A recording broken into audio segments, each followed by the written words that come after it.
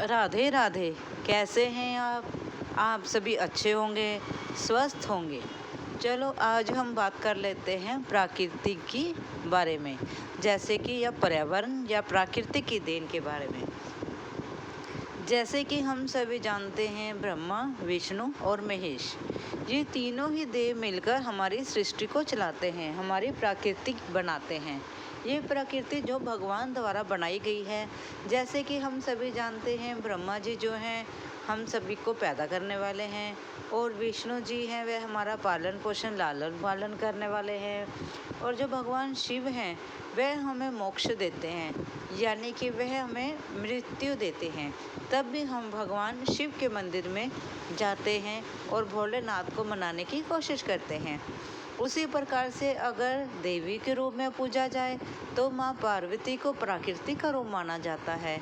देखा जाए, जैसे कि मैंने कहा कि माँ को प्रकृति का रूप माना जाता है, उसी प्रकार से प्रकृति एक हम भगवान द्वारा दिया गया एक हमें इस प्रकार से वरदान है, जिससे हमें बहुत सारी चीज़ें मिली हैं, जिसकी कोई कीमत ही नहीं है, वह लाखों में है, लेकिन फिर भी भगवान ने हमें फ्री में दिए हैं।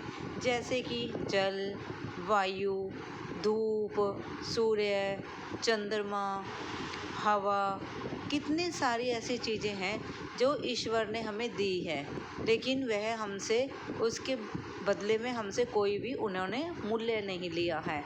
उसी प्रकार से भगवान ने हम सभी को बनाया है, कीट पतंगे, पक्षी, मनुष्य, जीव जंतु, पेड़ पौधे, फल फूल, नाना प्रकार की चीज़ें जो हमें प्रकृति ने हमें दी हैं।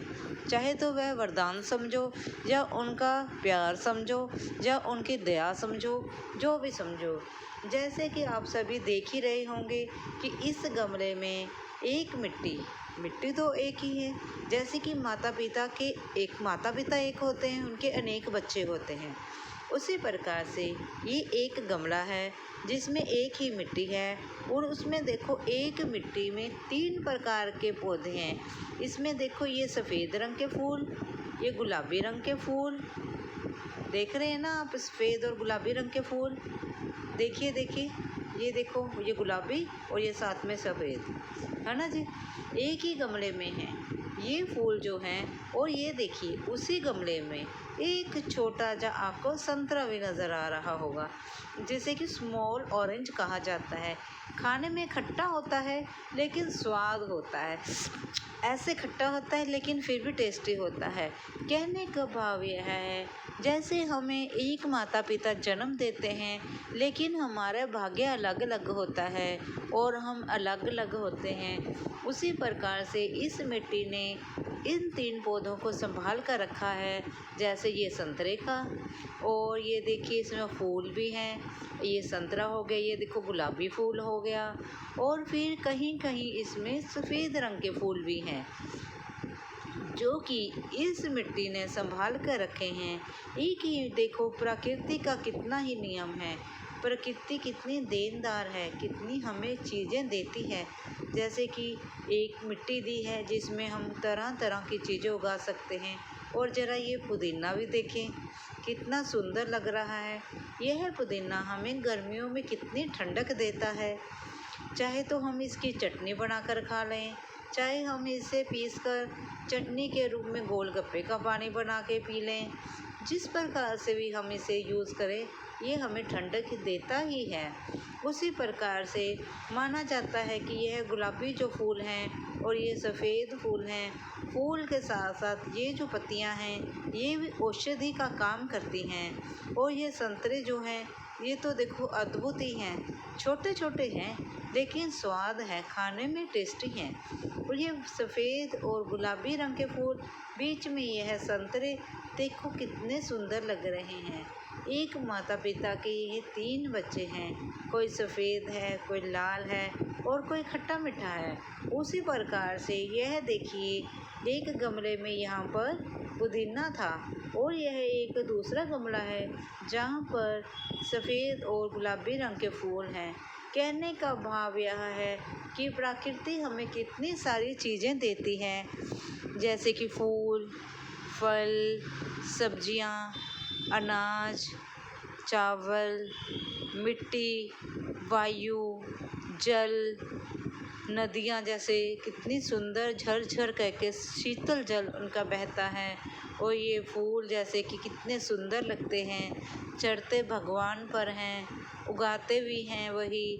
बिना ईश्वर के इन्हें बताओ कौन उगा पाया है? क्या आप उगा पाते हैं?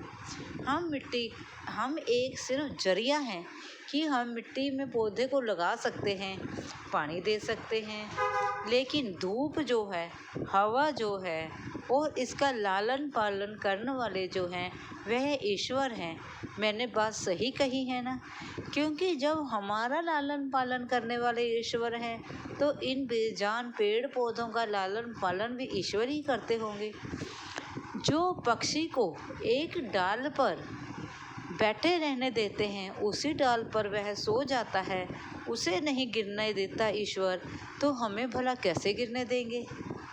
यह मैं उसी प्रकृति की बात कर रही हूँ जो प्रकृति हम सभी की माता है, जो हमें बहुत कुछ देती है, नाना प्रकार की चीज़ें देती है, लेकिन हम इसे अनादर कर रहे हैं। इतना ज़्यादा हम पोल्यूशन कर रहे हैं। जाना एक ही जगह होते हैं लेकिन जाते अलग अलग व्हीकल से हैं। क्यों जाते हैं हम? एक से क्यों नहीं जा सकते? इन्हीं कारणों के कारण हम अपने पर्यावरण को दूषित कर रहे हैं। क्या आप इससे सहमत हैं? अगर हैं तो मुझे एक लाइक और एक सब्सक्राइब और एक शेयर तो ज़रूर ही बनता है। अगर मेरी वीडियो आपको पसंद आती है तो मुझे कमेंट भी करें और मुझे लाइक और शेयर भी करें। मैं आपके लिए बहुत ही प्यार से वीडियो बनाकर लाती हूँ। अपने दिनचर्या में से बहुत समय निकाल कर मैं लेकर आती हूँ।